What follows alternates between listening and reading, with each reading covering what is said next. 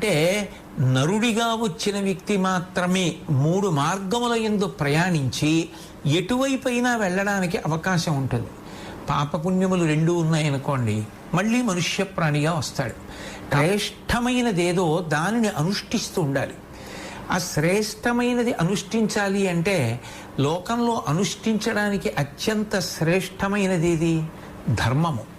ఆ ధర్మమును ఆచరిస్తే మనిషి శ్రియం పొందుతాడు, శ్రేయస్సును పొందుతాడు.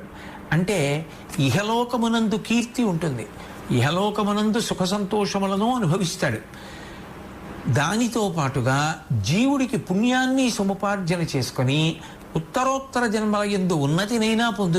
గొప్ప కుటుంబంలో పుడుతూ వాంసుడైన తండ్రి కడుపున పుట్టి మంచి అనుష్ఠానం చేసి భగవంతుడికి ఇంకా దగ్గరైనా అవుతాడు. శ్రేష్టమైనది ఆచరించవలసినది ఏది అంటే